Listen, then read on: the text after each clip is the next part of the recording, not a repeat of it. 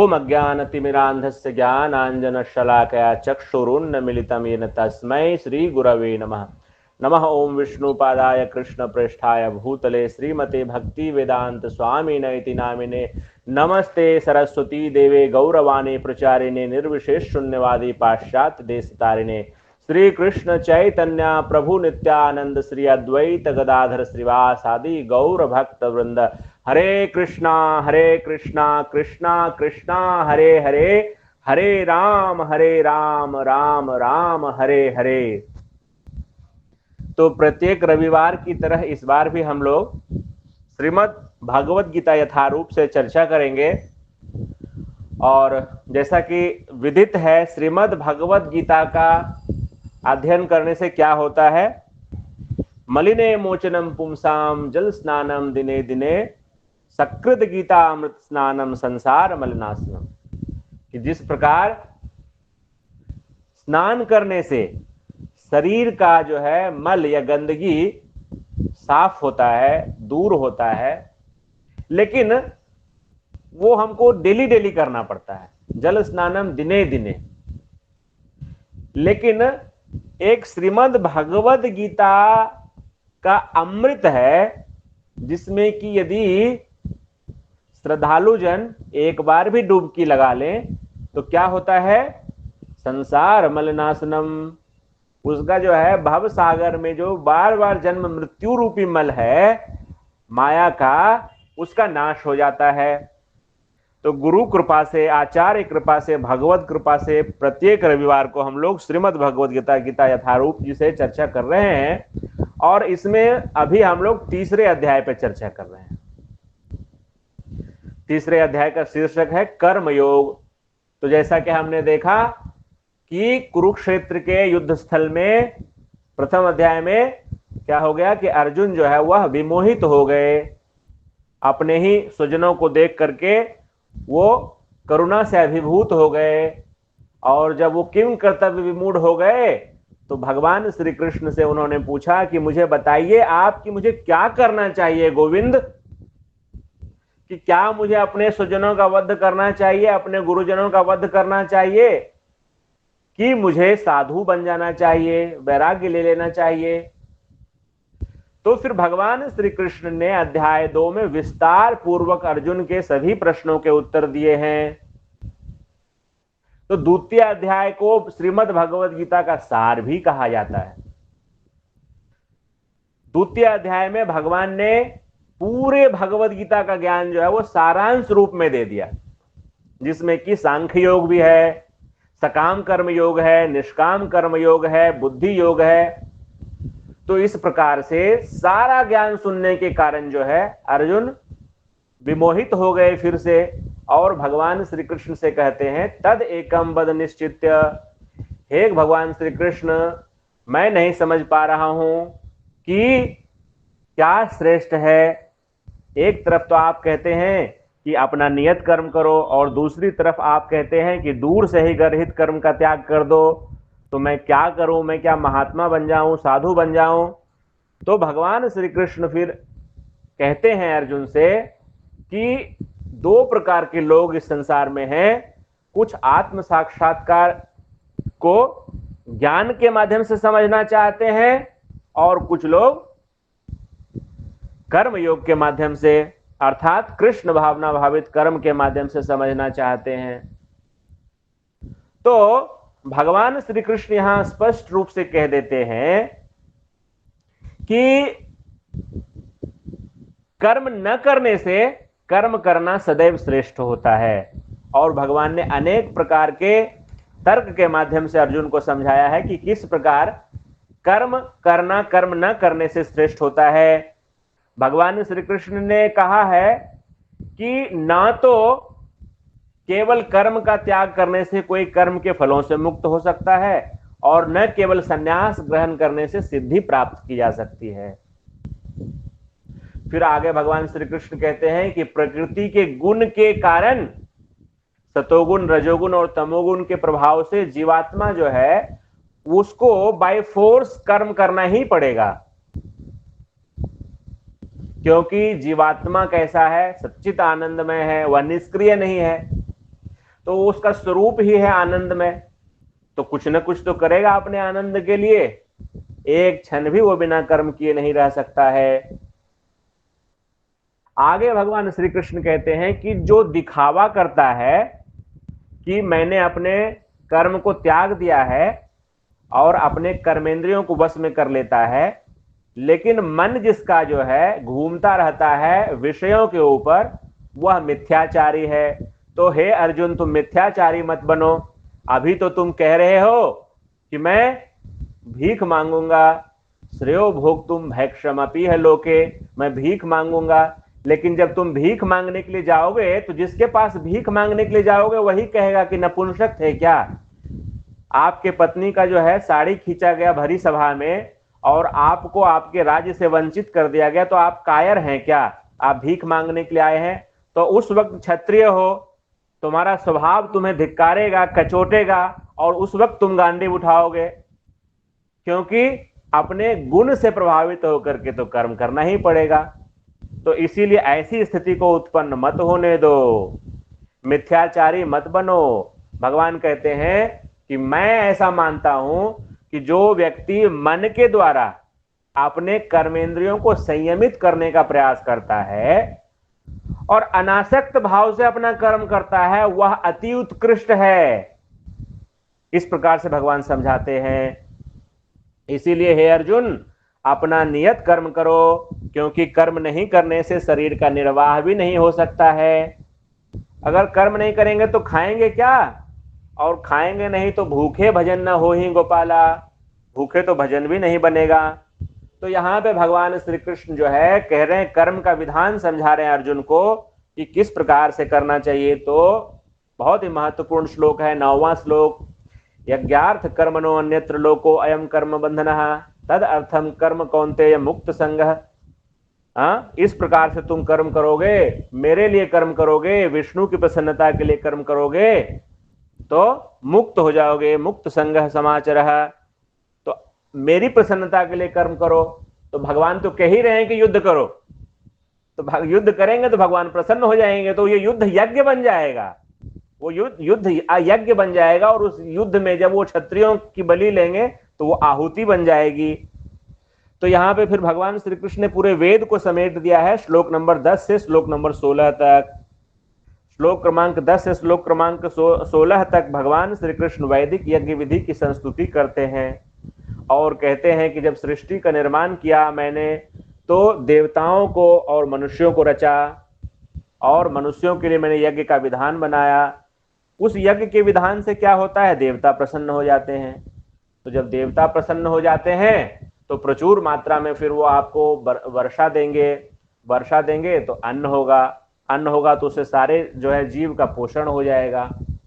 तो इस तरह से भगवान श्री कृष्ण कहते हैं कि यज्ञ का पालन जो नहीं करता है या शास्त्रोचित विधि का नहीं पालन करता है और मनमाना उच्छृंखल जो जीवन जीता है, वह वास्तव में चोर है और व्यर्थ ही जीवित रहता है। वह व्यर्थ ही जीवित रहता है, उसके जीवित रहने का जो है कोई प्रयोजन नहीं है। तो इस प्रकार से यदि हम देखें तो अधिकांशतः लोग व्यर्थ ही जीवित हैं। अभी का जो परिवेश है, अधिकांशतः लोग व्यर्थ ही जीवित हैं। अपनी इंद्रियों को तुष्ट करने के लिए, भोग भोगने के लिए वो मनुष्य जीवन मिला। धिक्कार है ऐसे मनुष्य जीवन के ऊपर जो भगवत भक्ति नहीं करते, भगवान नाम का जाप नहीं करते, वैदिक नियमों का पालन नहीं करते और केवल इंद्रिय भोग के लिए जीवित रहते हैं। मोघाशा मोह कर्माना, इस तरह से भगवान कहते हैं कि मोघम पार्थ से जीवती, वो तो व्यर्थ ही जिंदा है ना। तो भगवान फिर कहते हैं कि जो इस यज्ञ विधि का पालन करता है, अर्थात जो मेरे परायण होकर के जीवन जीता है और मुझको अर्पित करके अन्न खाता है, वह अपने सभी संचित पापों से उसका सभी संचित पाप नष्ट हो जाता है। यज्ञ शिष्टासिनः संतो मुच्यन्ते सर्व किल विषय भुंजते ते तु अघम पापा यो पच्यंत आत्म कारणात्। अब आप देखिए ना, कितने लोग जो है भगवान के लिए पकाते हैं और कितने लोग स्वयं पका करके भोजन कर ले रहे हैं। तो ऐसा नहीं करना चाहिए हमें। हमें अपने घर का मुखिया जो है भगवान कृष्ण को बनाना चाहिए। और इस प्रकार से जब हम भगवान श्री कृष्ण को अपने गृह के स्वामी के रूप में बनाएंगे और स्वयं को उनके दास के रूप में रखेंगे, दास दासी के रूप में जब रखेंगे, उनके अनुगत होकर के जब हम अपनी नौकरी करते हैं तो अपनी सैलरी जो है वो भगवान कृष्ण की सेवा में लगाएंगे, भगवान राधा कृष्ण के अच्छे अच्छे भोग के लिए, उनके श्रृंगार के लिए। जो बच्चे हैं उनको भगवान श्री कृष्ण ने एक दी हुई सेवा मान करके उनका लालन पालन, उनकी शिक्षा दीक्षा करेंगे। ये इंश्योर करेंगे कि बच्चे कृष्ण भावनामृत जीवन में आगे बढ़ रहे हैं, तो ही हमारा जीवन सार्थक है। और ऐसा नहीं करेंगे और ये सोचेंगे कि मैंने किया, मैं करता हूं, मैंने ये धन कमाया है, ये मेरा मकान है, तो फिर वो समझ लीजिए कि हम धोखे में आ गए हैं। और इस तरह की जो वृत्ति है, रावण वृत्ति है या हिरण्याकश्यप वृत्ति है, इससे हमारा कल्याण नहीं होगा। फिर हमने ये चर्चा किया कि भगवान श्री कृष्ण कहते हैं कि इस प्रकार जो यज्ञ कर्म होता है, मैं उस यज्ञ कर्म में रहता हूं। बड़े स्पष्ट रूप से भगवान ने बताया है। देखिए 6 स्टेप में भगवान ने भक्ति तक किस प्रकार से लाया है। तो भोजन तो सबको चाहिए, भोजन तो सबको चाहिए ना। तो भगवान ने कहा कि भोजन कहां से मिलेगा? अन्न से मिलेगा। अन्न खाओगे, अन्न से भोजन मिलेगा। अन्न कहां से आएगा? बारिश से आएगा, वर्षा, पर्जन्याद अन्न संभव। बारिश से अन्न की उत्पत्ति होगी। बारिश कहां से होगा? पर्जन्याद भवति यज्ञ, यज्ञ पर्जन्याद भवति, यज्ञ से बारिश होगा। और यज्ञ कहां से आया है? तो यज्ञ भगवान के निःश्वास से आया है। यज्ञो वै विष्णु, वह मेरे श्वास से प्रकट हुआ है। तो फिर क्या करना पड़ेगा हमें? यज्ञ शिष्टासिनः संतो, जो कुछ भी है, यत् करोषि यद अस्नासि यद जुहोसि ददासि यत् पश्यसि कौन्तेय तत्कुरुष्व मद अर्पणम। भगवान श्री कृष्ण कहते हैं यद करोषि, तुम जो कुछ भी करते हो, यद अस्नासी, जो कुछ भी खाते हो, यद जुहोषि, जो कुछ भी यज्ञ करते हो, ददासि यत्, जो दान करते हो, यत् तपस्यसि, जो कुछ भी तुम तप करते हो, तत्कुरुष्व मद अर्पणम, वह मुझको अर्पित करो। क्यों? भगवान श्री कृष्ण को लोभ घुस गया क्या? भगवान श्री कृष्ण को लोभ नहीं है। भगवान श्री कृष्ण आपको मुक्ति देना चाह रहे हैं, आपको इस कर्म बंधन से निकालना चाह रहे हैं। इसीलिए वो स्पष्ट रूप से आपको आदेश कर रहे हैं कि जो कुछ भी कर रहे हो मुझको अर्पित करो। आगे भगवान श्री कृष्ण बताएंगे यहां पे। फिर श्लोक क्रमांक 17 से 35 तक भगवान कह रहे हैं कि अपने कर्म को अनासक्त रूप से करो। और भगवान उदाहरण भी प्रस्तुत करते हैं। तो यहां भगवान श्री कृष्ण कहते हैं कि जो स्वरूप सिद्ध व्यक्ति हैं, जो आत्म साक्षात्कार को प्राप्त हैं, परमहंस हैं, महात्मा हैं, उनके लिए नियत कर्म करने का विधान नहीं है। फिर भी वे नियत कर्म करते हैं, आसक्त नहीं हैं और नियत कर्म करने की आवश्यकता भी नहीं है। फिर भी न करने में भी उनकी कोई आसक्ति नहीं है। तो क्यों करते हैं वो करते हैं समाज में उदाहरण प्रस्तुत करने के लिए। जैसे जगत गुरु श्रील प्रभुपाद जी से उनके एक वरिष्ठ शिष्य ने पूछा कि प्रभुपाद जी, अब तो मैंने संन्यास ले लिया है और अब जो है काफी मैंने रियलाइज भी कर लिया है, तो क्या अभी भी मुझे मंगल आरती आने की आवश्यकता है? तो प्रभुपाद जी ने उनसे ये नहीं कहा कि नहीं नहीं, आप रियलाइज नहीं हैं और आपको आने की आवश्यकता है। प्रभुपाद जी ने कहा कि no no, you have already, you are already realized, आप बिल्कुल सही कह रहे हैं, आपको साक्षात्कार हो गया है और अब आपको आने की आवश्यकता नहीं है। लेकिन यदि आप नहीं आएंगे तो जो जूनियर्स हैं, जो नव दीक्षित हैं, जो नए भक्त हैं, उनको इंस्पिरेशन कहां से मिलेगा? इसीलिए आपको आना है।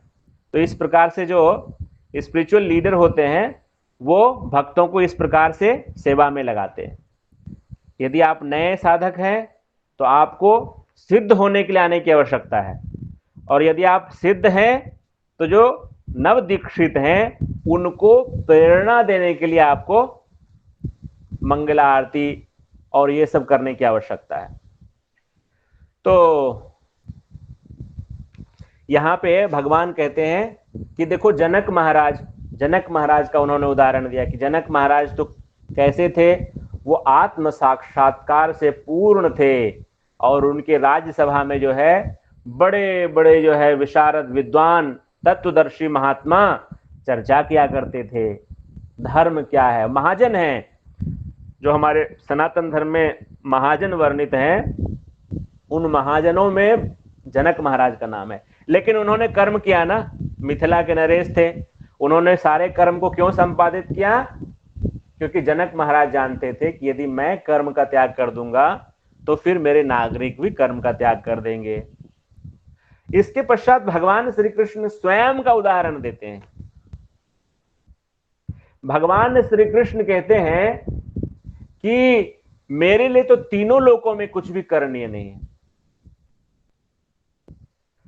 भगवान को क्या चाहिए? वो तो आत्मा राम है, आत्मा में रमण करते हैं और संपूर्ण जगत के वो स्वामी हैं।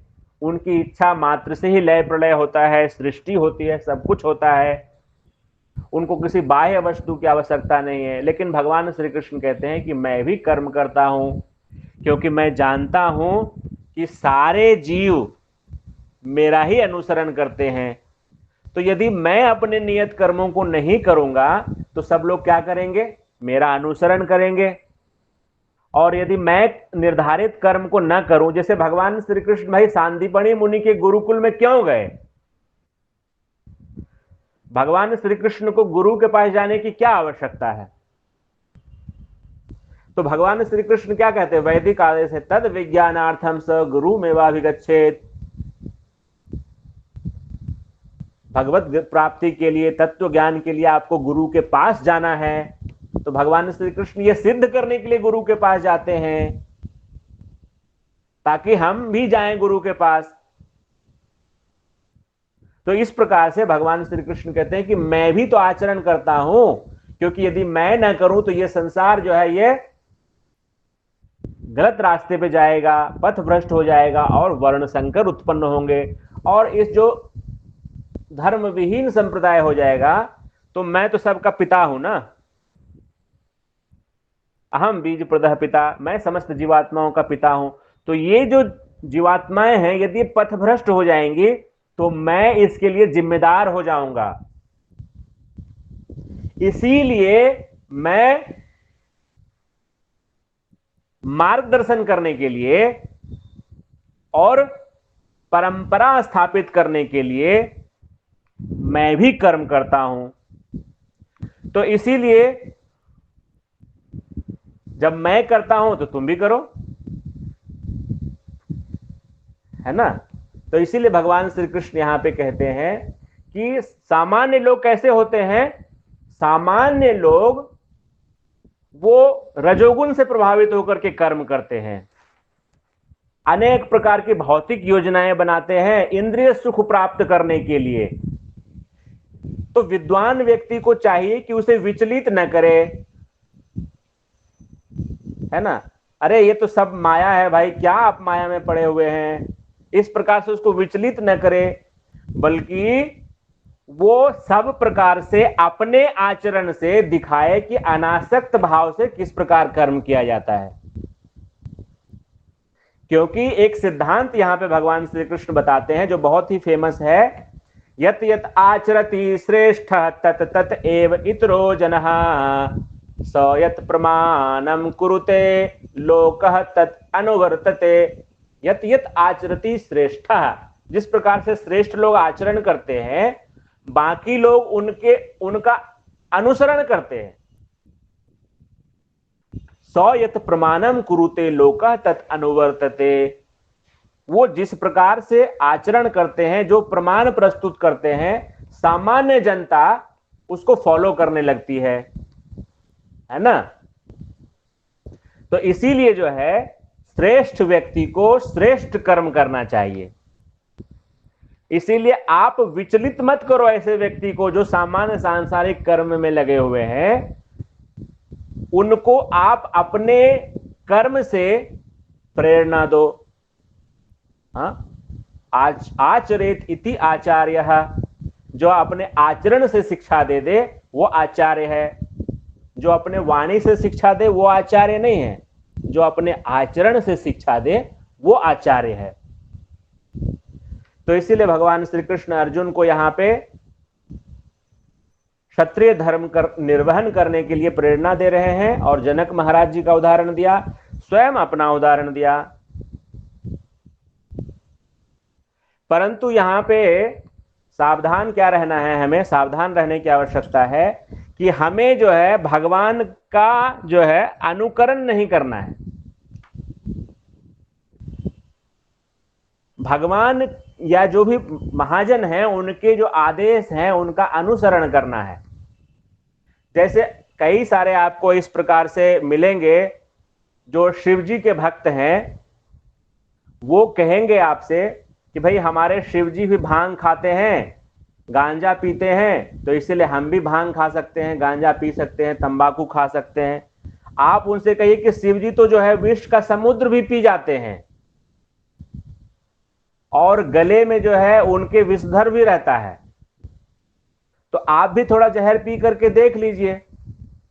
यदि आप सर्वसमर्थ हैं, आप शिव हैं, तो थोड़ा विष पान कर लीजिए। यदि आप विष पान करने के योग्य हैं तो फिर आप तंबाकू भी पचा सकते हैं, आप शराब भी पचा सकते हैं, आप कनक धतूरा भी पचा सकते हैं। कुछ लोग कहते हैं कि कृष्ण करे तो लीला और हम करें तो पाप, तो उनसे कहिए कि ठीक है भैया, आप भी नाच लीजिए लड़कियों के साथ, लेकिन आप चलिए जरा सा गोवर्धन धारण कर लीजिए या कालिया के जो आप फन पे डांस कर लीजिए, उसके बाद आप लड़कियों के साथ डांस करिएगा। तो इस प्रकार के जो लोग होते हैं उनके अंदर कोई भगवत्ता नहीं होती है, लेकिन वो अनुकरण करने के लिए आगे आ जाते हैं। तो ऐसे लोग नष्ट विनष्ट हो जाते हैं। हमें जो है महात्माओं का, महाजनों का जो आदेश है उसका पालन करना है, ना कि अनुकरण करना है। किसी व्यक्ति से आप बोलिए चलिए आप ठीक है, आप मथुरा नहीं जा सकते गोवर्धन उठाने के लिए, आप अपना मकान ही उठा लीजिए चलिए, वो तो नहीं करेंगे। भगवान श्री कृष्ण तो बड़ी सहजता से जो है बड़े बड़े असुरों का वध कर देते हैं, आप क्या कर सकते हैं। तो इस प्रकार से जो आसुरी प्रवृत्ति के लोग होते हैं, ये जो भौतिकवादी लोग होते हैं, जो इंद्रिय भोग में रत रहते हैं, वह अपने आप को जो है बहुत बड़ा तीसमार खान समझते हैं। तो यहां भगवान श्री कृष्ण कहते हैं, बहुत ही जो है ये प्रचलित श्लोक है और हम सबको जो है इसको याद करना है। 27वां श्लोक, प्रकृतेः क्रियामानानि गुणैः कर्माणि सर्वशः अहंकार विमूढ़ात्मा कर्ता अहम इति मन्यते। प्रकृतेः क्रियामानानि गुणैः कर्माणि सर्वशः। देखो, इस संसार में जो कोई भी कर्म हो रहा है, जो कोई भी कार्य संपादित हो रहा है, उसमें जीव का अकेले कोई रोल नहीं है। ठीक है, क्या मैं जिस घर में पैदा हुआ, क्या वो मैंने अपने स्वयं के चॉइस से लिया? क्या मैं कब मरूंगा या मैंने स्वयं के चॉइस से लिया? तो यहां पे भगवान कह रहे हैं कि जीवात्मा अहंकार के प्रभाव से मोहग्रस्त होकर अपने आप को समस्त कर्मों का कर्ता मान बैठता है। कोई भी कर्म संपादित होगा तो उसमें जीवात्मा की इच्छा के साथ साथ प्रकृति ने भी उसमें सहमति प्रदान करनी चाहिए, काल ने भी उसमें सहमति प्रदान करनी चाहिए और ईश्वर ने भी शक्ति प्रदान करनी चाहिए। अपने आप को कर्ता मान लीजिएगा तो प्रकृति बोलेगी कि लो बेटा भोगो। फिर यदि तुम ही ने किया है तो भोगो। श्रेय लेने में यदि आप आगे हैं तो फल लेने में भी उसका आपको ही आगे आना पड़ेगा। फिर उसका जो सुख दुख आएगा फिर उसको भोगिए। लेकिन अहंकार विमूढ़ आत्मा, जिसका ज्ञान जो है वह अहंकार के द्वारा किडनैप कर लिया गया। भगवान कह रहे किडनैप हो गया जिसका नॉलेज, जिसका नॉलेज किडनैप हो गया, वो क्या कहता है? करता अहम, मैंने किया।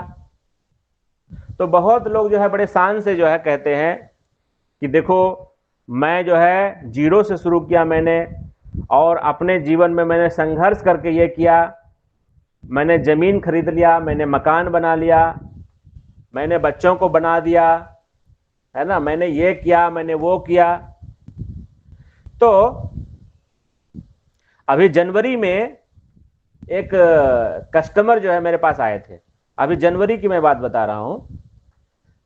तो वो बड़े दवा के व्यापारी हैं, दवा का कारोबार करते हैं। वो यहीं का केस है, पूर्णिया का ही केस है। तो उनको एक कार लेना था, 18 लाख रुपए का कार लेना था।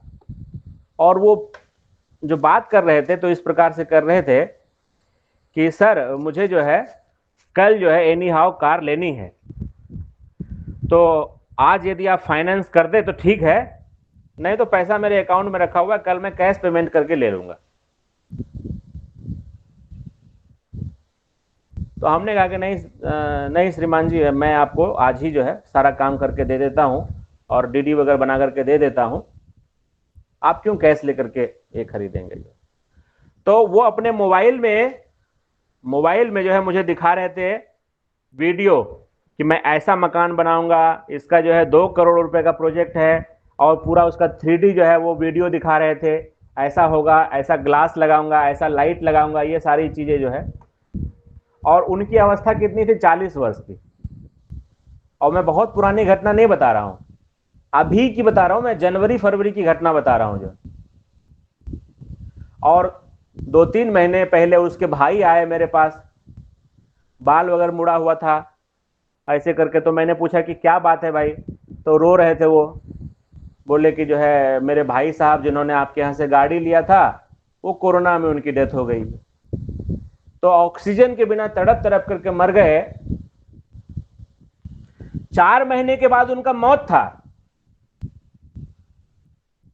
लेकिन वो देख नहीं पा रहे थे, वो देख नहीं पा रहे थे कि मेरी आयु 4 महीने की है और प्लानिंग कहां तक की है जो है।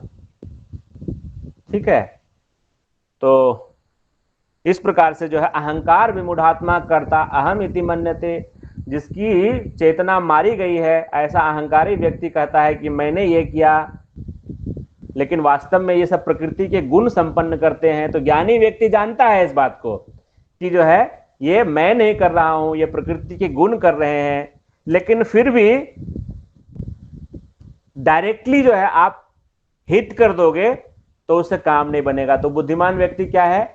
वो जो इंटरेस्ट देखेंगे, मान लीजिए कि कोई व्यक्ति है, उसका इंटरेस्ट देखेंगे, जो भी प्रकार से येन केन प्रकारेण मनः कृष्ण निवेशेत, चाहे जैसे भी मन को कृष्ण में लगा लो, है ना, एक फूल के माध्यम से लगा लो, एक भगवान को फूल अर्पित कर दिया, है ना, भगवान का नाम ले लिया, भगवान का नाम सुन लिया, तो उससे क्या होगा कि उसकी धीरे धीरे अज्ञात सुकृति जागृत होगी और धीरे धीरे ईश्वर कृपा से समझ में आएगा कि मानव जीवन किस लिए मिला है। तो इसीलिए भगवान यहां पे भगवान कह रहे हैं कि जो बुद्धिमान व्यक्ति होता है, जो आध्यात्मिक वृत्ति वाला व्यक्ति होता है, वह जानता है कि सकाम कर्म में और दिव्य कर्म में क्या अंतर है। दिव्य कर्म क्या होगा? आपको भवबंधन से छुड़ाएगा, भगवान के समीप लेकर के जाएगा, और सकाम कर्म आपको संसार में खींचेगा। आसक्त भाव से, इंद्रिय भोग की लालसा से कर्म करेंगे तो बेड़ियों में फंसेंगे। अनासक्त भाव से कृष्ण की प्रसन्नता के लिए कर्म करेंगे, जो फल मुझे प्राप्त हो रहा है उसको कृष्ण की सेवा में जब हम वापस करेंगे तो वो कैसा होगा? मुक्त करने वाला होगा। तो इसीलिए यहाँ कहते हैं गुना गुणेषु वर्तन्ते इति मत्वा न सज्जते, इंद्रिय और इंद्रिय विषयों के ऐसे भोग कर्म में, तुच्छ कर्म में नहीं लगते, क्योंकि वह जानते हैं कि इससे बंधन क्रिएट होता है, बंधन में फंस जाते हैं।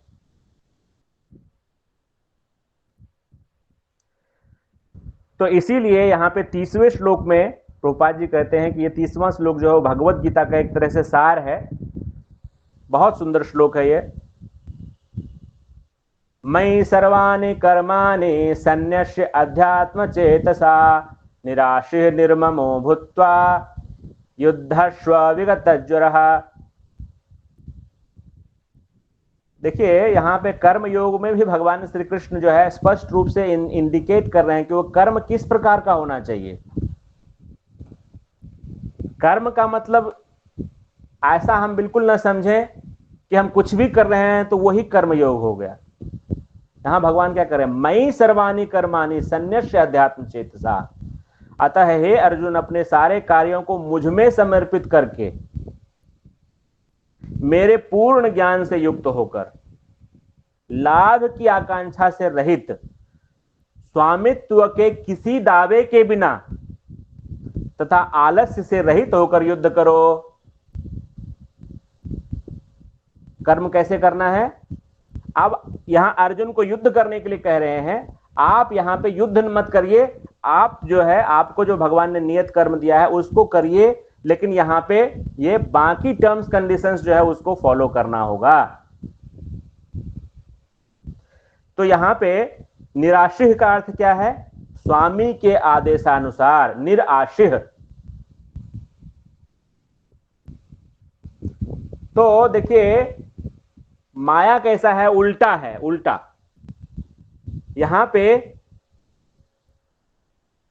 निराशिह, निराशा को जो है लोग नेगेटिव सेंस में लेते हैं, लेकिन भगवान कहते हैं निराशिह बनो, अर्थात अपनी इच्छा से काम मत करो, स्वामी के आदेशानुसार काम करो। तो स्वामी कौन है यहां पे? भगवान या गुरु। गुरु हमारे स्वामी हैं। फल की आशा मत करना। और दूसरा यहां पे कहते हैं निर्ममो, मतलब मेरा कुछ भी नहीं है। और बहुत सुंदर यहां पे उदाहरण प्रभुपाद जी देते हैं, जैसे बैंक का कैशियर होता है, तो बैंक का कैशियर जो होता है उसके सामने भी पैसा है, अगल भी पैसा है, बगल में भी पैसा है, और वो दिन भर पैसा गिनता रहता है, लेकिन उसके मन में ये नहीं आता है कि ये मेरा पैसा है। उसके मन में यह है कि ये मेरे स्वामी का पैसा है, मतलब बैंक का पैसा है। यदि कोई कैशियर उसमें से 10 रुपया अपनी जेब में डाल ले तो नौकरी जाएगी, लेकिन उसके बदले में उसे महीने में एक बार सैलरी मिल जाती है, जिससे कि उसका जीविकोपार्जन होता है।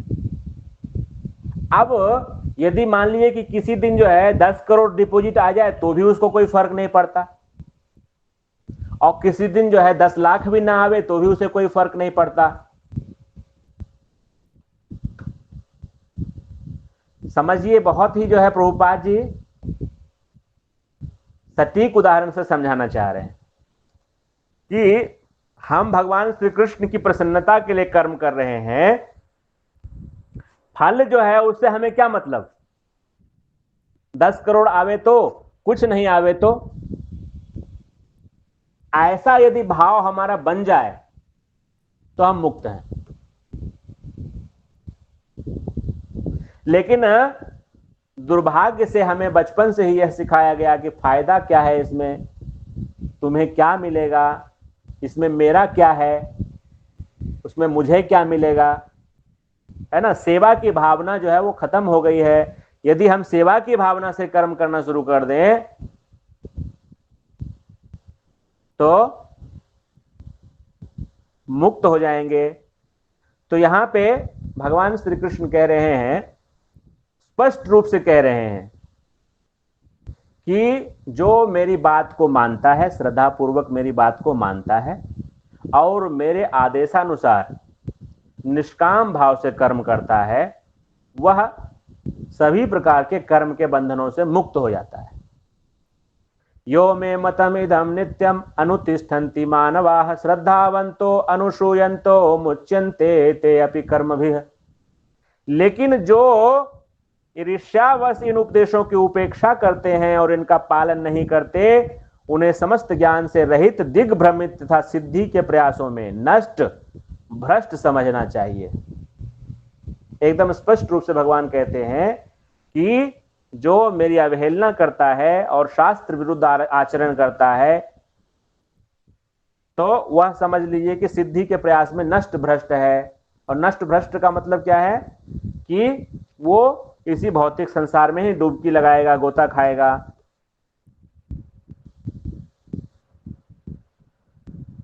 फिर भगवान श्री कृष्ण यहां पे कहते हैं कि आप अपनी प्रकृति के अनुसार कर्म करो, क्योंकि दमन से कुछ नहीं हो सकता है। पहले ही भगवान श्री कृष्ण ने कह दिया है कि मिथ्याचारी है जो ऊपर ऊपर तो दमन कर लेता है, लेकिन भीतर भीतर जो है उसका चिंतन करता रहता है कि यदि युद्ध कर लेते तो अच्छा रहता, हस्तिनापुर का राज्य भोग लेते। ठीक है, तो यहां पे बहुत सुंदर भगवान कहते हैं, ऐसे जो इंद्रियों के विषय है इसको नियंत्रित करना तो आसान नहीं है, तो इसीलिए कहते हैं कि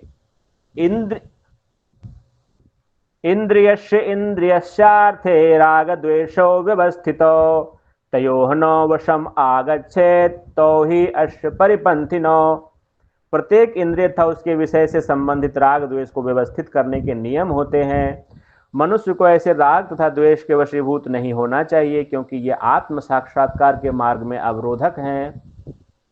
तो हर इंद्रियों का विषय है, जैसे आंख का विषय है देखना, नाक का विषय है सूंघना, कान का सुनना, जिह्वा का रसना, स्वाद लेना, और त्वचा का स्पर्श। तो सबको नियमित करने का जो है विधान दिया हुआ है। जैसे जिह्वा को नियंत्रित करने के लिए हम केवल भगवान को अर्पित किया हुआ शुद्ध अन्न ही ग्रहण करें। और यहाँ पे जो वैदिक नियम है, विवाह की भी व्यवस्था की गई है, जिसमें प्रभुपाद जी स्पष्ट रूप से यहाँ पे बता रहे हैं कि यौन सुखबद्ध जीव के लिए आवश्यक है, लेकिन विवाह संबंध के अंतर्गत ही इसकी छूट दी जाती है। तो इस प्रकार से जो है हमें अपने जीवन को यम नियम के माध्यम से रेगुलेट करना है। अभ्यासेन तु कौन्तेय वैराग्येन च गृह्यते। Bye practice and by following rules and regulations, धीरे धीरे हमें अपने इंद्रियों को रेगुलेट करना है। इस प्रकार से हम सिद्धि को प्राप्त कर सकते हैं। फिर जो अर्जुन ने कहा था ना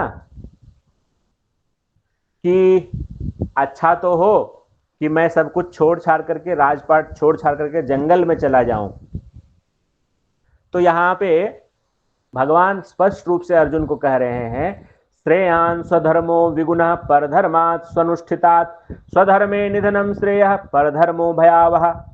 अपने नियत कर्मों को दोषपूर्ण ढंग से संपन्न करना भी अन्य के कर्मों को भली भांति करने से श्रेयस्कर है। आप क्षत्रिय हो, आप राजकुमार हो, और आप सोच रहे हो कि अहिंसा का मार्ग मेरे लिए सही है, तो अर्जुन क्षत्रिय हैं, राजकुमार हैं, कुरुवंशी, लेकिन वो कैसे बोल रहे हैं, दया भाव से बोल रहे हैं कि जो है मुझे वध नहीं करना चाहिए, मुझे वन में चला जाना चाहिए, भीख मांगना चाहिए, संन्यास ले लेना चाहिए। तो भगवान कहते हैं कि यदि आप क्षत्रिय होने के नाते युद्ध करते हैं और इसमें यदि कुछ दोष भी है, तो अपने नियत कर्मों को दोषपूर्ण ढंग से संपन्न करना अन्य के कर्मों को भलीभांति करने से श्रेयस्कर है। यहां पे भगवान स्पष्ट रूप से कह रहे हैं कि आप क्षत्रिय हैं, और इसीलिए क्षत्रिय हैं तो आपके लिए युद्ध करना श्रेष्ठ है। भले ही इस कर्म में आपको लग रहा है कि मैं वध करूंगा तो पाप लगेगा, लेकिन फिर भी ये श्रेष्ठ है। आप इसको छोड़ करके और आप भिक्षाटन करेंगे तो वो आपके लिए ठीक नहीं है। यदि आप युद्ध में मारे जाएंगे तो भी वो आपके लिए ठीक है, लेकिन पर धर्मो भयावह, यदि आप अपना जो राजपाट है उसको त्याग करके और आप ब्राह्मण वृत्ति का पालन करने लगेंगे तो वो मृत्यु आपके लिए ठीक नहीं है। कारण भगवान पहले बहुत विस्तार से बता चुके हैं। तो यहां प्रभुपाद जी कह रहे हैं कि कृष्ण भावनामृत की पूर्ण स्थिति में एक क्षत्रिय ब्राह्मण की तरह और एक ब्राह्मण क्षत्रिय की तरह कर्म कर सकता है। उदाहरण भी देते हैं कि विश्वामित्र मूलतः क्षत्रिय थे लेकिन उन्होंने ब्राह्मण की तरह काम किया, और परशुराम जो हैं वो जन्म से ब्राह्मण थे लेकिन क्षत्रिय की तरह काम किया। तो जब आप भगवत भावना भावित हैं तो आप कर सकते हैं इस प्रकार से कार्य, लेकिन सामान्य दृष्टिकोण से जो भगवत भावना भावित नहीं है वो इस प्रकार से आचरण नहीं कर सकता है। तो यहां पे अर्जुन बहुत ही सुंदर और बहुत ही प्रसिद्ध श्लोक के माध्यम से प्रश्न करते हैं। अर्जुन उवाच अथ केन प्रयुक्तोऽयं पापं चरति पुरुषः अनिच्छन्नपि वार्ष्णेय बलादेव नियोजितः। अर्जुन ने कहा, हे वृष्णिवंशी, मनुष्य ना चाहते हुए भी पाप कर्मों के लिए प्रेरित क्यों होता है? ऐसा लगता है कि उसे बलपूर्वक उनमें लगाया जा रहा हो। ना चाहते हुए भी पाप क्यों करता है मनुष्य? ये हम सब का प्रॉब्लम है। ना चाहते हुए भी पाप कर्म क्यों करते हैं? इसीलिए हम सब के लिए जो है पूछ ही लिया अर्जुन ने, जो है ना। तो ये आंसर बहुत महत्वपूर्ण हो जाता है। तो भगवान श्री कृष्ण कहते हैं, श्री भगवान वाच काम एष क्रोध एष रजोगुण समुद्भवः महाशनो महापाप्मा विद्येनम इह वैरिणम।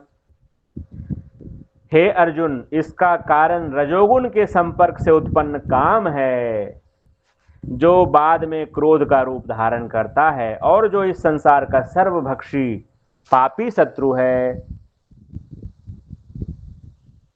तो भगवान ने स्पष्ट कह दिया है कि जो मेन हमारा जो दुश्मन है, जो नित्य दुश्मन है, हम लोग कहते हैं कि जो है ये फलाना दुश्मन है, ये पाकिस्तान दुश्मन है, और ये जो मेरा पड़ोसी है वो दुश्मन है। भगवान कह रहे हैं कि आपका जो दुश्मन है वो आपका जो नित्य शत्रु है।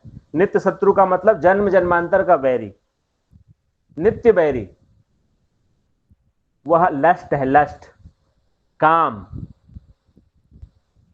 और ये काम उत्पन्न कैसे होता है? रजोगुण के संपर्क से।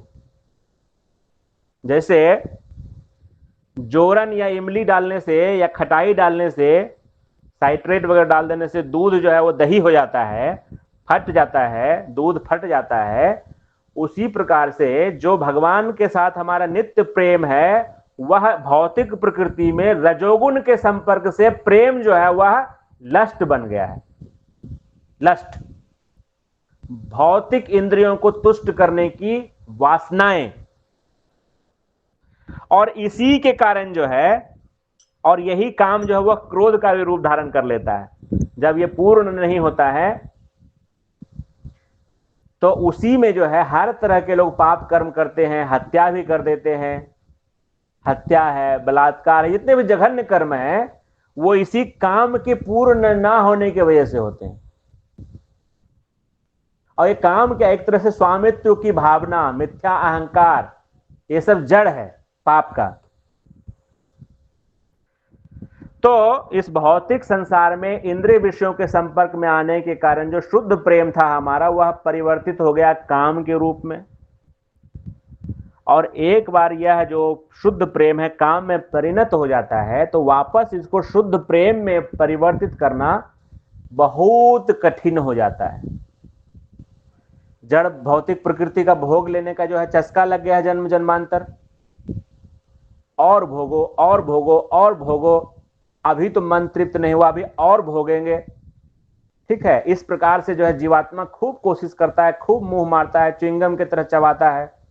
पुनः पुनः से चर्वित चरवनाना, बार बार चबाता है, थूक के चाटता है, लेकिन फिर भी जो है वह तृप्त नहीं होता, वह जलता रहता है, जलता रहता है, जलता रहता है।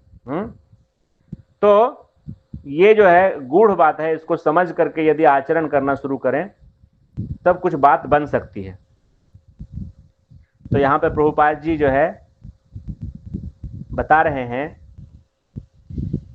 कि अनादिकाल से भोग ले रहे हैं, फिर भी हमारी जो इंद्रियां हैं या हमारी वासनाएं वो तृप्त नहीं हो रही हैं। तो इस प्रकार से दीर्घ काल से काम कर्मों में फंसे रहने के कारण जब कोई भाग्यशाली जीवात्मा जब ऊब जाता है तो वह अपना वास्तविक स्वरूप जानने के लिए जिज्ञासा करता है, जिसको कि वेदांत सूत्र में कहा गया है अथातो ब्रह्म जिज्ञासा।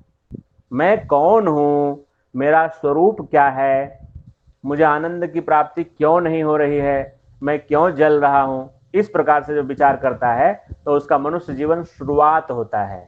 That is the beginning of human life. इस प्रकार से जो है आगे बहुत सुंदर उदाहरण दिए हैं यहाँ पे।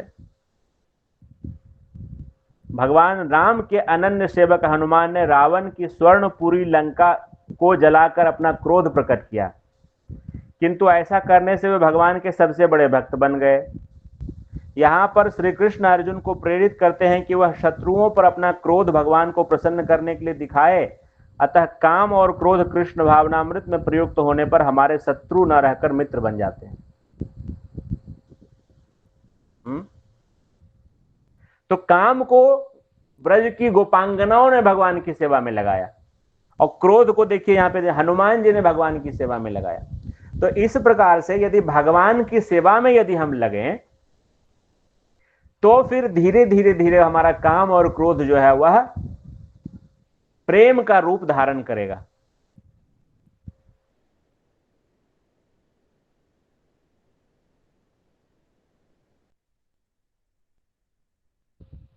और उस ग्लास में जो है जल है, शुद्ध जल है, लेकिन उसमें मिट्टी है और उस मिट्टी को चम्मच से घोल रहे हैं। तो जब तक हम उस चम्मच को चलाते रहेंगे तब तक हम उस कांच के ग्लास से या पानी से आर पार नहीं देख पाएंगे हम। लेकिन जैसे ही हम उसको छोड़ देंगे तो धीरे धीरे जो है डिकेंटेशन प्रोसेस होगा और वो जो उसके अंदर पार्टिकल्स है वो नीचे बैठ जाएगा, फिर आसानी से हम आर पार देख पाएंगे। तो बार बार इंद्रिय विषयों का भोग जो किया जाता है उसको आप चम्मच से मिलाने की तरह समझिए। जो अंतःकरण को मथते हैं, मथते रहते हैं अंतःकरण को, तो उसके कारण क्या होता है, हमारा दिव्य आध्यात्मिक चेतना जो है वह उसी प्रकार से परिलक्षित नहीं होता है जिस प्रकार से अशुद्धि मिश्रित जल के आर पार हम नहीं देख सकते।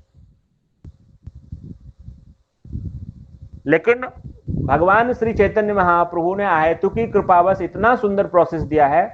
चेतो दर्पण मार्जनम भव महादावाग्नि निर्वापनम श्रेय कैरव चंद्रिका वितरणम विद्यावधु जीवनम आनंदाम्बुधि वर्धनम प्रतिपदम पूर्णामृत आस्वादनम सर्वात्म स्नपनम परम विजयते श्री कृष्ण संकीर्तनम।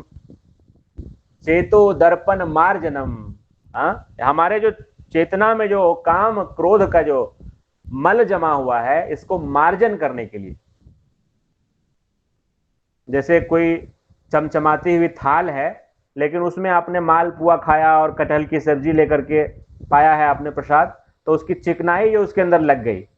लेकिन आपने विम-बार लिया, विम-बार वो एक्स्ट्रा पावर नींबू वाला, और उससे जो है आपने यूं एक बार मारा और पूरा बर्तन चकाचक जो है चेहरा दिखने लगा। उसी तरह से भगवान चैतन्य महाप्रभु कहते हैं कि ये हरिनाम का पोछा ले लीजिए, एक्स्ट्रा पावरफुल है ये। ये एक्स्ट्रा पावरफुल है। शास्त्र में ऐसा बताया गया है कि कीर्तनादेव कृष्ण से मुक्त संगः परम ब्रजेत। भगवान कृष्ण नाम का जप हमने किया, हरे कृष्णा कृष्णा कृष्णा हरे हरे, हरे राम राम राम हरे हरे। इस प्रकार से पोछा हमने लगाया और अंतःकरण हमारा जो है, करोड़ों जन्मों का मलिन अंतःकरण हमारा जो है वो गुरु कृपा से और हरिनाम कृपा से चकाचक दिखने लगा जो है ना। नित्य सिद्ध कृष्ण प्रेम साध्य कबो नाय, श्रवणादि शुद्ध चित्त करये उदय। तो शुद्ध प्रेम हमारा जागृत हो गया। तो यहाँ भगवान श्री कृष्ण कह रहे हैं, उदाहरण से समझा रहे हैं, धूमेन आव्रियते वह्निः यथा आदर्शः मलेन च यथोलवेनावृतो गर्भः तथा तेनेदमावृताम्। कि उदाहरण से समझा रहे हैं, जिस प्रकार अग्नि धुएं से,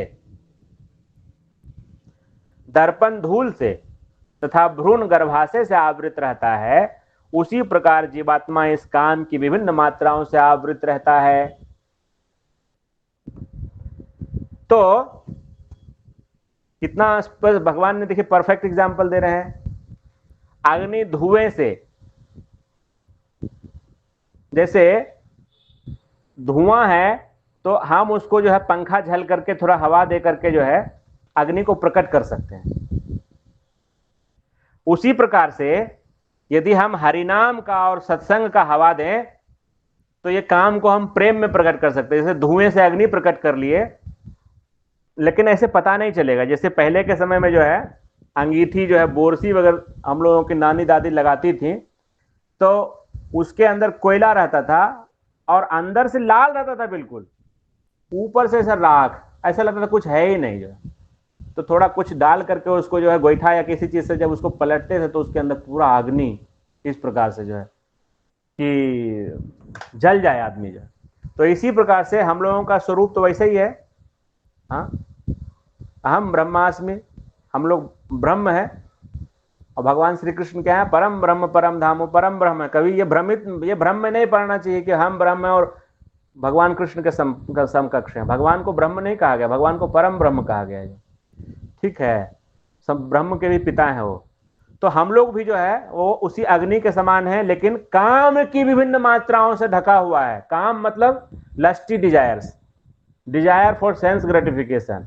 इस भौतिक प्रकृति के ऊपर नियंत्रण स्थापित करने की जो हमारी भावना है, ईश्वर बनने की जो हमारी भावना है, उसी के कारण हमारा जो चेतना है वो ढका हुआ है। वास्तविक स्वरूप हमारा क्या है, हम भगवान के अंश हैं, भगवान के दास हैं। इस रूप में जब आ जाएंगे तो वह अग्नि प्रज्वलित।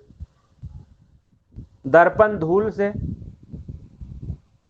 धूल अगर दर्पण पे जम जाए तो चेहरा नहीं दिखता है, लेकिन यदि उस दर्पण को साफ कर दिया जाए तो चेहरा दिखने लगता है। इसी प्रकार से अंतःकरण हमारा जो है वह मिरर के समान है। यहाँ पे अंतःकरण को मिरर के समान बताया गया है। तो उसके ऊपर जो हमारा अनर्थ है उसको हमको साफ करना है। या भ्रूण गर्भाशय से आवृत रहता है, उसी प्रकार जीवात्मा इस काम की विभिन्न मात्राओं से आवृत रहता है। और यही काम की मात्रा को ज्यादा बढ़ा देंगे तो बंदर बन जाएंगे, कुत्ता बन जाएंगे, क्योंकि फिर वहां पे बस काम ही काम सोचने का फुर्सत है। फिर तो वहां पे सत्संग नहीं होगा, फिर वहां पे कथा नहीं होगा। संडे के संडे जो है कुत्ता बन जाएंगे, कबूतर बन जाएंगे, फिर आप करते रहिए जो है। There is no limit to it. आवृतम ज्ञानमेतेन ज्ञानिनो नित्य वैरिना काम रूपेण कौन्तेय दुष्पूरेण नलेन च। इस प्रकार ज्ञानमय जीवात्मा की शुद्ध चेतना उसके काम रूपी नित्य शत्रु से ढकी रहती है, जो कभी भी तुष्ट नहीं होता और अग्नि के समान जलता रहता है। इतिहास में वर्णन आता है ययाति, महाराज ययाति का। महाराज ययाति जो हैं, उन्होंने वैसे तो कई शादियां हुई, लेकिन दो प्रधान जो है वो उनकी पत्नियां थी। मुख्य तो देवयानी थी, शुक्राचार्य की बेटी, और दूसरी जो है शर्मिष्ठा। शर्मिष्ठा हालांकि छत्रानी थी, लेकिन उसका बड़ा इंटरेस्टिंग स्टोरी है कि एक बार देवयानी और शर्मिष्ठा जो है वो तालाब में स्नान कर रहे थे और उधर से शिव जी का बारात निकला। शिव जी का पूरा मतलब जो है जुलूस निकला, तो वो लोग जो है नग्न थी।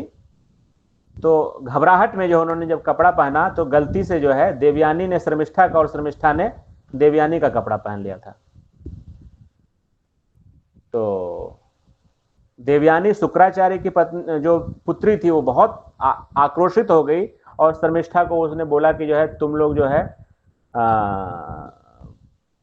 हमारे दास की तरह हो, हम जो है शुक्राचार्य की पुत्री हैं और तुम तो एक सामान्य राजा की बेटी हो, और तुमने इस प्रकार का आचरण किया है, ये ठीक नहीं है। तो इस प्रकार से जब बोली तो श्रमिष्ठा भी जो है वो गुस्से में आ गई। वो बोली कि हम लोगों के टुकड़ों पे पलती हो, तुम इतना ये करती। दोनों काफी झगड़ा कर लिया। तो वो राजकुमारी श्रमिष्ठा जो है उसने देवयानी को धक्का दे दिया, कुएं के अंदर डाल दिया और सब लोग चले गए वहां से। लेकिन उस वक्त जो है ईश्वर की प्रेरणा से ययाति उधर से जा रहे थे, तो देवयानी के कराहने की आवाज सुनी। तो देखा उसमें जो है कि एक युवती जो है वो नीचे कुएं में गिरी हुई है। तो उन्होंने अपना हाथ बढ़ाया, उसे बाहर निकाला, बाहर निकाल करके अपना वस्त्र दिया उसको पहनने के लिए। तो देवयानी जो है उसको पहले एक कद्रु ऋषि थे, उन्होंने श्राप दिया था कि तुम्हारा जो शादी होगा वो ब्राह्मण से नहीं होगा, क्षत्रिय से होगा। तो देवयानी समझ गई कि ये विधाता का विधान है कि ये महाराज ययाति आए हैं, और उन्होंने उनको जो है बोला कि आपने मेरा पानी ग्रहण किया है, आपने मेरा हाथ पकड़ा है, इसमें ईश्वर की ही इच्छा है, तो इसीलिए जो है मैं आपसे विवाह करना चाहती हूँ। और देवयानी इतनी खूबसूरत थी, इतनी सुंदर थी कि ययाति भी आकृष्ट हो गए। उन्होंने भी जो है ये कर दिया, हामी भर दी। फिर देवयानी जब अपने घर पहुंची तो शुक्राचार्य जी से उन्होंने बड़ा कंप्लेन किया श्रमिष्ठा का कि श्रमिष्ठा जो है मेरे साथ ऐसा व्यवहार किया है, आप उसके पिता को श्राप दीजिए। तो जब वो श्राप देने के लिए गए तो श्रमिष्ठा के पिता ने जो पहले ही वो रास्ते में पहुंच करके और हाथ जोड़ करके और दंडवत प्रणाम करके उनका स्तुति अभिवादन किया, तो शुक्राचार्य जी का क्रोध शांत हो गया। तो देवयानी जो है वो क्या कहती है कि आप इस राजा से आपको आदेश दीजिए कि मेरा विवाह जो है वो महाराज ययाति से होगा, तो ये श्रमिष्ठा मेरी दासी बन करके जाएगी, और श्रमिष्ठा भी जाएगी और इसकी दासियां भी जाएंगी। तो इस प्रकार से जो है वो श्रमिष्ठा भी जाती हैं। तो देखिए इस कर्म का फल कैसा मिलता है। जो इधर देवयानी ने गलत किया तो श्रमिष्ठा को भी उसका दंड मिल गया। बाद में क्या हुआ कि देवयानी से तो संतान उत्पन्न किया ही महाराज ययाति ने, श्रमिष्ठा से भी संतान उत्पन्न किया। जो तो इस बात से देवयानी बहुत नाराज हो गई और अपने पिता से शिकायत की। तो शुक्राचार्य जी ने उनको श्राप दे दिया कि आप बूढ़े हो जाइए। तो ये बूढ़े हो गए। बूढ़े हो गए तो इन्होंने जो है ययाति ने शुक्राचार्य से कहा कि आप तो मुझे श्राप दे ही दिया, अपनी बेटी को भी श्राप दे दिए, अब मैं बूढ़ा हो गया तो आपकी बेटी भी तो ऐसे ही रह जाएगी ना। तो शुक्राचार्य जी को गलती का एहसास हुआ कि हाँ ये गलती तो हो गई। तो शुक्राचार्य जी ने उनको कहा कि आप चाहें तो मैं आपको एक ऑप्शन देता हूं कि आप अपने बेटों का उम्र ले सकते हैं।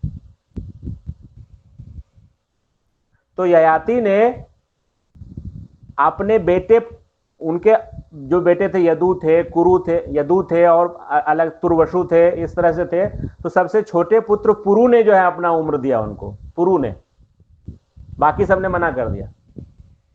तो पुरु का उम्र लेकर के उन्होंने 1000 वर्षों तक भोग किया, और 1000 वर्ष तक भोग करने के बाद उन्होंने रियलाइज किया कि ये जो इंद्रिय भोग है इसको जितना करो वो उतना ही आग में घी डालने से जैसे भड़कता है ना, वैसे ही ये भड़कता है, ये शांत नहीं होता है।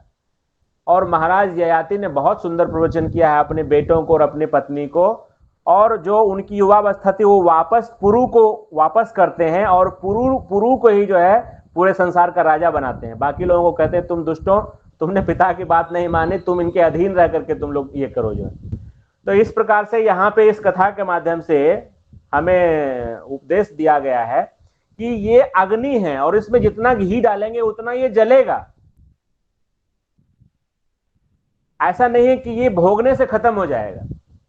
जब भगवान से अर्जुन ने पूछा है कि चंचलम ही मनः कृष्ण प्रमाथि बलवदृढ़ं तस्याहं मन्यसे वायोरीवशु दुष्करम, कि हे कृष्ण इस वायु को तो बांधना मुझे लगता है कि फिर भी संभव हो जाएगा, कि मन को बांधना बड़ा कठिन है।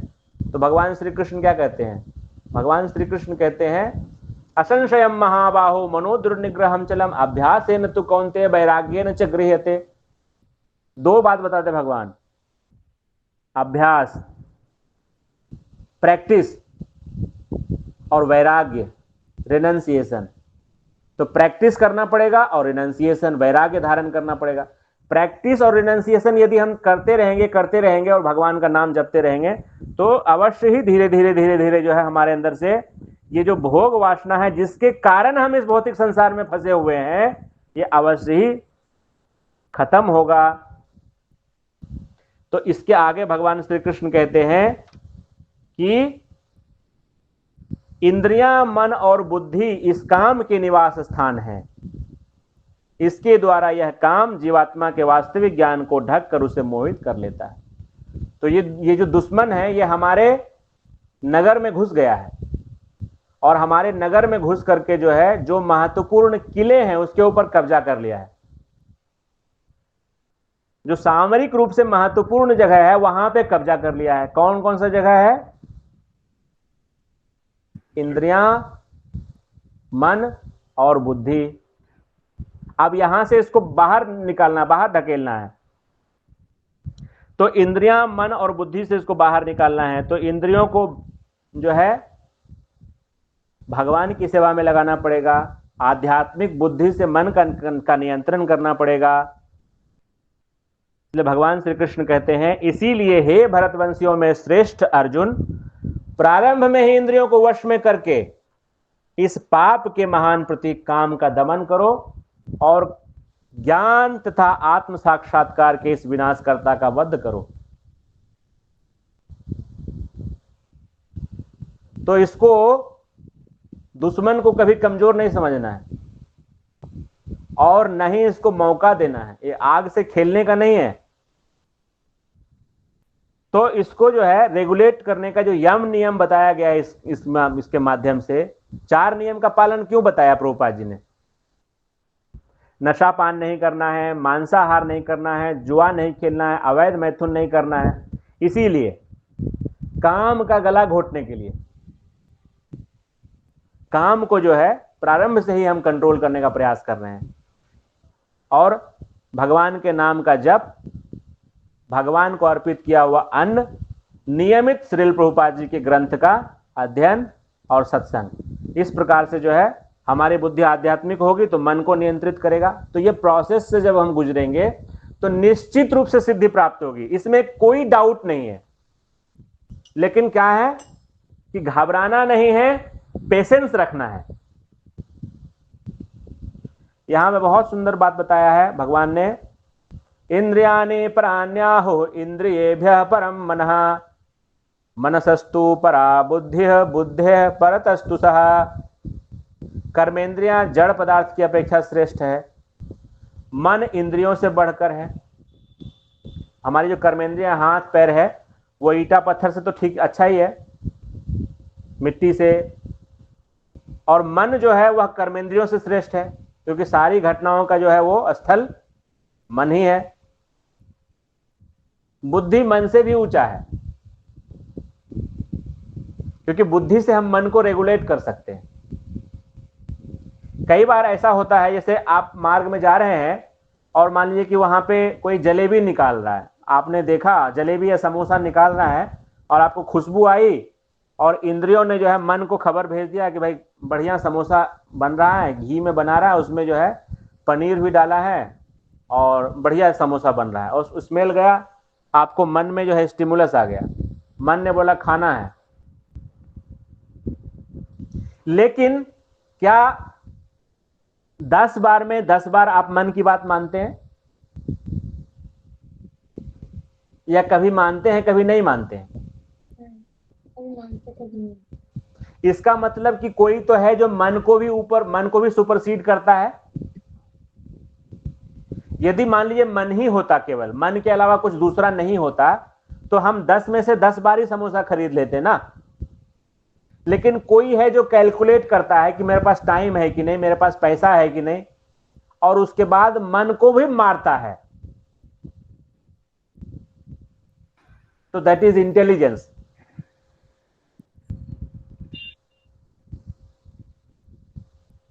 अब ये बुद्धि का भी जो है ना 2 विभाग हो जाता है कई बार, पाप बुद्धि और विवेक बुद्धि, है ना। तो विवेक बुद्धि सत्संग से आएगा और पाप बुद्धि जो है भौतिकवादी व्यक्तियों के संपर्क से आएगा। पाप बुद्धि जो है वह सांसारिक व्यक्तियों के संपर्क से आता है। तो इसीलिए जो है हमको सांसारिक व्यक्तियों का संपर्क नहीं करना चाहिए, केवल वैष्णवों का संपर्क करना चाहिए, जहां से कि हमारी आध्यात्मिक बुद्धि आएगी और हमें पता रहेगा कि हमें क्या करना है क्या नहीं करना है। है ना। सांसारिक व्यक्ति क्या बताते हैं, सांसारिक व्यक्ति बताते हैं अच्छा ठीक है आप कोई बात नहीं, आप ये तो पी सकते हैं, है ना। वो आपको विस्की भी दे देंगे, ये बोलेंगे ये तो पी सकते हैं, ये तो अंगूर का है, तो ये तो फलाहार है ना, इसमें तो चिकन नहीं है, इसमें मटन भी नहीं है, ये तो फल का रस है, इसमें क्या दिक्कत है ना। और कई बार कुछ लोग इस तरह से बोलते हैं कि ये तो फार्म हाउस का अंडा है, इसमें जीवन नहीं है। लेकिन एक बार व्हाट्सएप पे एक वीडियो आया था, उसमें जो है ना लाखों अंडों को जो है ना फेंक दिया गया था, पोल्ट्री वालों ने फेंक दिया था, और उसमें सूर्य का जो है गर्माहट से उसके अंदर से हजारों चूजे निकल गए थे, और सब जो उस वीडियो में दिखाया था हजारों लाखों की संख्या में चूजे जो अंडे से निकल निकल करके आ रहे थे। तो इसीलिए जो है हमको अपने विवेक बुद्धि को जागृत करने के लिए केवल संतों का, वैष्णवों का ही संग करना चाहिए। और ऐसी बुद्धि से यदि हम मन को रेगुलेट करेंगे और इंद्रियों को वैसे ही इस्तेमाल करेंगे जैसे अम्बरीश महाराज करते थे, तो हमारी सुप्त कृष्ण चेतना जागृत हो जाएगी। और यहां पे कह रहे हैं कि आत्मा बुद्धि से भी श्रेष्ठ है ना। मैं समोसा खाऊं, मैं समोसा न खाऊं, खाऊंगा तो देर हो जाएगा, ये दोनों को जो देख रहा है और मन किया लेकिन फिर भी मैंने नहीं किया, इस दोनों का जो दृष्टा बना वही आत्मा है, जिसने कि मन को भी देखा और बुद्धि को भी देखा, निर्लिप्त भाव से, दृष्टा भाव से जो देखा, वह आत्मा जो है वह सच्चित आनंदमय है। इसीलिए भगवान श्री कृष्ण यहां अर्जुन को मोटिवेट करते हुए कहते हैं, इस प्रकार हे महाबाहु अर्जुन, अपने आप को भौतिक इंद्रियों, मन तथा बुद्धि से परे जानकर और मन को सावधान आध्यात्मिक बुद्धि से स्थिर करके आध्यात्मिक शक्ति द्वारा इस काम रूपी दुर्जय शत्रु को जीतो। तो इस प्रकार से श्रीमद् भगवद गीता 3रा अध्याय कर्म योग का यदि हम सारांश निकालना चाहें तो अनासक्त भाव से भगवान श्री कृष्ण की प्रसन्नता के लिए कर्म करना और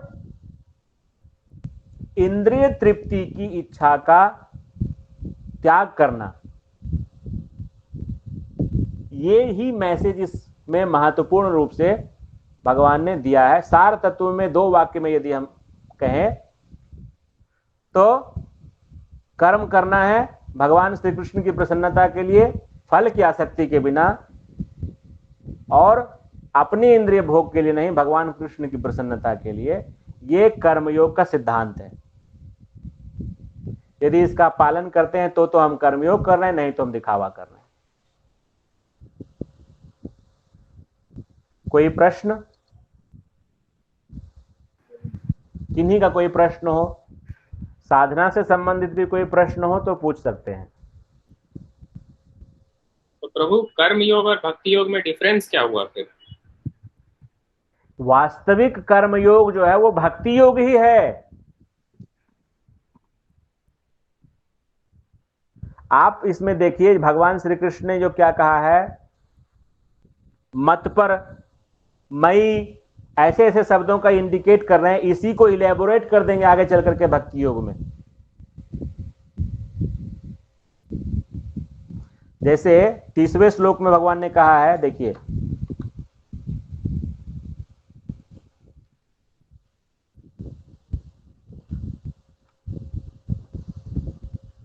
मयि सर्वाणि कर्माणि सन्न्यस्य अध्यात्म चेतसा निराश्य निर्ममः भूत्वा युद्धस्व विगतज्वरः।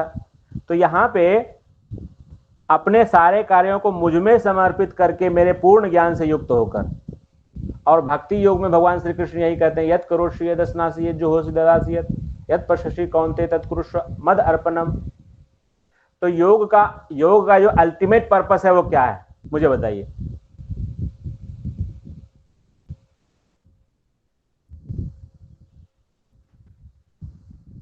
नियंत्रण करना। योग का मतलब एक्चुअली जो है भगवान से जुड़ना। भगवान से तो हम जुड़े हुए हैं ही, जो अज्ञानतावश हम अपने आप को भौतिक शरीर मान बैठे हैं, इस अज्ञानता से हमको निकलना है और अपने मूल स्थिति में भगवान के दास के रूप में अपनी सोई हुई चेतना को जागृत करना है। तो कर्म योग में हम कर्म करते हुए इसको जागृत कर रहे हैं, तो वो कर्म किन के लिए करेंगे? कृष्ण के लिए। ज्ञान योग में ज्ञान के माध्यम से तो वो ज्ञान किन का होगा? कृष्ण का होगा। ध्यान योग में ध्यान के माध्यम से वो ध्यान किसका होगा? कृष्ण का होगा।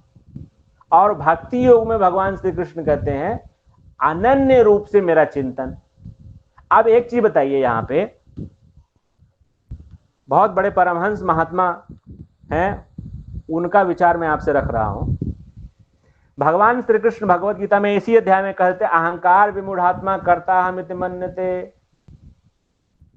कि जिसकी बुद्धि अहंकार द्वारा मारी गई है वही अपने आप को कर्ता मानता है। तो फिर कर्मयोग कैसे हो पाएगा, आप बताइए।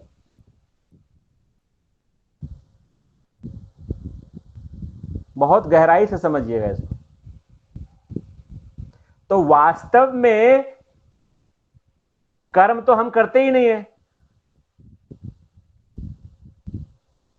तो ये जो है ना, ये समझ लीजिए कि एक आप सीढ़ी चढ़ रहे हैं, उस सीढ़ी में फाइनल स्टेप क्या है? वासुदेव सर्वमिति स महात्मा सुदुर्लभ।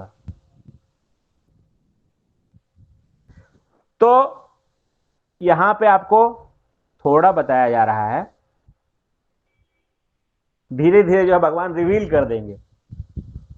अनन्यास चिंतयन्तो माम ये जना पर्युपासते तेषां नित्य अभियुक्ता नाम योगम क्षेमम वहाम्यहम्। समझ रहे हैं? तो किसी भी प्रोसेस में कहीं भी कोई डिफरेंस नहीं है प्रभु। ओनली थिंग इज दैट कि एक छोटे बच्चे को हम ये पढ़ाते हैं कि 3 - 2 = 1। उसको यदि हम बोलेंगे कि 2 - 3 भी होता है, तो बोलेंगे नहीं, ऐसा नहीं होता है। बोलेंगे 3 - 2 ही होता है, 2 - 3 नहीं होता है। तो कर्म योग और भक्ति योग में कोई अंतर नहीं है, किसी भी योग में कोई अंतर नहीं है, अलग अलग लेवल पे है। जब आप जान जाएंगे पूरी तरह से कि आपका अस्तित्व भगवान श्री कृष्ण से अलग नहीं है, भिन्न नहीं है, तब आपकी चेष्टा उनकी चेष्टा हो जाएगी, अलग चेष्टा नहीं होगी। लेकिन चेतना उस धरातल पे नहीं आई है अभी, इसीलिए भगवान धीरे धीरे उसको ला रहे हैं। भगवान तो स्वयं भी कह रहे हैं ना कि एक बार में उसको विचलित मत करो, है ना? समझ रहे हैं? जी। क्या समझे, थोड़ा बताइए। वैसे तो सारे योग समान है, लेकिन चूंकि हम लोग का लेवल अलग अलग है, तो भगवान लेवल बाय लेवल हम लोग को रिवील कर रहे हैं। हाँ, एक ही योग है, एक ही योग है। वो क्या है? हमें भगवान श्री कृष्ण से जुड़ना है। जो हम उनसे दूर आ गए, हम जो बहिर्मुख हो गए हैं, बहिर्मुख होने का मतलब हम मायामुखी हो गए हैं, वो हमको कृष्णमुखी होना है ना? तो कृष्णमुखी होना है हमें। मान लीजिए कि ये कृष्ण है और हम जो है इस प्रकार से हो गए, ठीक है? अब हमको कृष्ण की तरफ मुखी होना है, तो घूम रहे हैं, तो उस रास्ते में जो है ना, वो कर्म योग, ज्ञान योग, ध्यान योग, और जब ऐसे हो गए तो हम भक्ति योग में आ गए। मतलब भगवान श्री कृष्ण के सन्मुख हो गए। अब जे थे कृष्ण ते थे नहीं माया अधिकार, अब आमने सामने हो गए। भक्त्या माम अभिजानाति, मेरे भक्त ही मुझको जानते हैं। तो अभी हम घूमने के स्टेज में हैं, इसीलिए पहले भगवान ने कर्म योग बताया कि मेरे लिए कर्म करो, मेरी प्रसन्नता के लिए कर्म करो, फल को मुझको अर्पित करो, कौन करेगा? जब मैं करता ही नहीं हूं तो अर्पित कौन करेगा? अर्पित मैं करता हूं, ये भी तो अहंकार ही हो गया ना। समझ रहे हैं?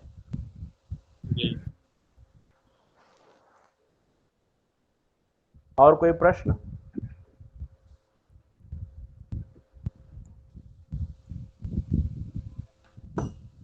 हरे कृष्णा। ओम वाञ्छाकल्पतरुभ्यश्च कृपा सिन्धुभ्येव च पतितानां पावनेभ्यो वैष्णवेभ्यो नमो नमः। हरे कृष्ण।